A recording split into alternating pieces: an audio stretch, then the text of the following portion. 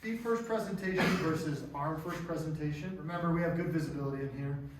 In reality, there's going to be zero visibility, and we need to orient ourselves to the victim. If you get to a leg, lift it up. I feel this, I know he's on his back. Same body, it's going to feel exactly the same until I do this. And I'm going to know he's on his stomach. Grab his foot, and I put it up high on my leg. I don't want it down here in my crotch. I want him over my leg and on the back, so that when I grab him like this, I can lock him in with my lats, pulling my arm down and back. And this looks a whole lot like what I showed you guys before. Like that Camella grip. I'm gonna place my left hand down and get sideways. So now I'm pushing off on this foot just like we do with hose.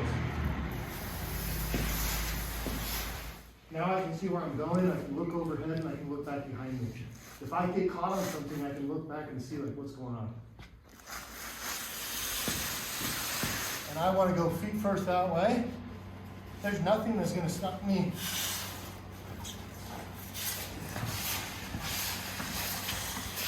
from doing what I want. Jump him up here, all right? I'll push him up on this side. I capture that space, right? And then I'll underhook this arm, okay? Think about this. I'm not trying to get their arm trapped. I don't want their elbow in my chest.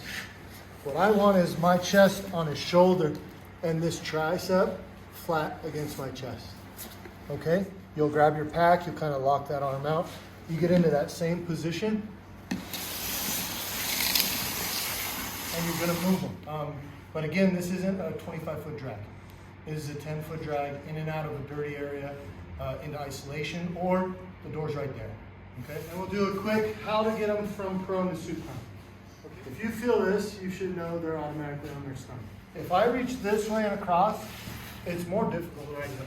Bring this arm to his face, just push his shoulders like pulling arm working.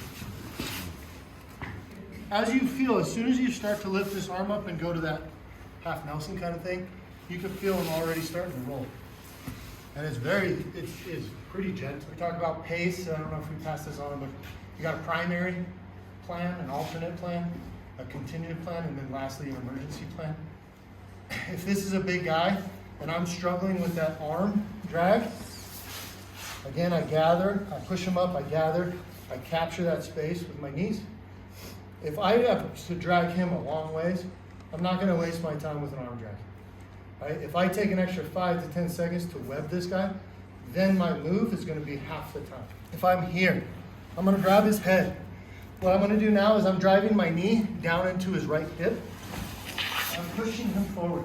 See how I gather that up? I'm always pushing forward. My knees pinch him and now he can't move. So I'm here and I'm stuck. All right, I'm gonna reach underneath his arm. I'm gonna grab that water knot. And then what I don't do is I never let go of this. Okay? And I like to play it out of my pocket like that. If I pull it all out at once, sometimes I lose it. I'll lose control of it and it'll get lost and get caught on something. So I like to pull this through. I'll go right through here. No hand knots, right? So I'm not messing around with a whole lot. Hand knot. Send him down. I keep his head off. If I'm really nice and tight behind his shoulder blades, now I can pick him up and I don't drag as much of his weight. But I want him close to me. And we go right back to the hose drag that we were doing.